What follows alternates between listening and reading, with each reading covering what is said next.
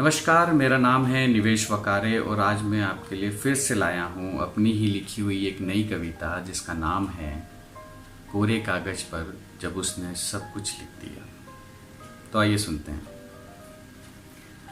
वो और मैं और हम दोनों के बीच एक दूसरे से कभी कुछ न कह पाने की तमाम वो नाकाम कोशिशें जो अक्सर ही हम दोनों को एक दूसरे के सामने घंटों तलक खामोश खड़ा रखती थी। ऐसा नहीं है कि उसके और मेरे बीच कुछ बातें नहीं होती थी, लेकिन जो होनी चाहिए थी वो नहीं होती थी। आमतौर पर हम दोनों ही आंखों में बहुत सारी बातें किया करते थे, लेकिन फिर भी कब तलक यूं ही हम दोनों एक दूसरे की खामोशी को समझते रहते। एक ज़रूरत सी थी लफ्ज़ों की, हाँ, जो शायद उसका दिल भी सुनना चाहता था और कहीं मेरा दिल भी। लेकिन अक्सर हम दोनों ही लफ्ज़ों से परहेज़ किया करते थे।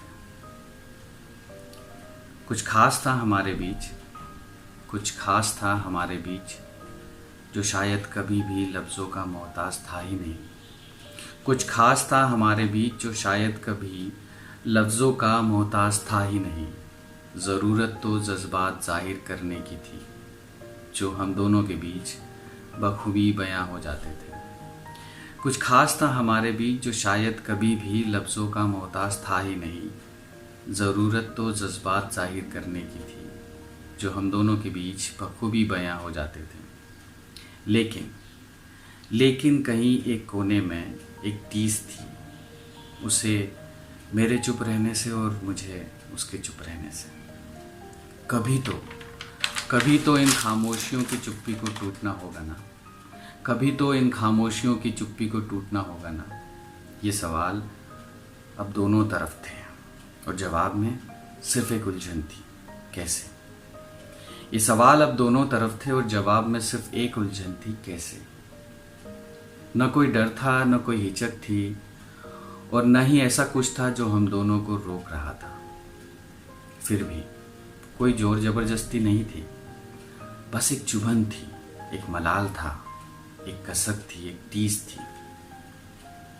साथ ही साथ एक दूसरे की परवाह थी, फिक्र थी। एक दूसरे में एक दूसरे का असर बड़ा गहरा था हम दोनों में। लेकिन कब तक? किसी ना किसी को तो कोशिश करनी ही होगी ना। बस उसी कोशिश के चलते मैंने एक दिन एक कोरा कागज उसकी तरफ प्यार से सरका दिया और इशारों से उसे बताया कि एक कोरा कागज मेरे पास भी है। मुझे तुम्हारे लिए इसमें कुछ लिखना है और तुम्हें मेरे लिए। अब हम दोनों एक दूसरे के आमने सामने घंटों तक खामोश बैठे रहे। घंटों तक हम दोनों के हाथों में वो कोरा कागज कोरा ही था। फिर लगा कि वो कुछ लिख रही हो जैसे। ये देख मैं भी क्या लिखूं ये सोचने लगा। वो लिखती रही, मैं सोचता रहा। वो लिखती रही, मैं सोचता रहा। काफ़ी देर के बाद ऐसा लगा कि जब हम दोनों अपने अपने हिस्से का लिख चुके हैं, हम दोनों ने ही अपने अपने कागज एक दूसरे की तरफ सरका दिए।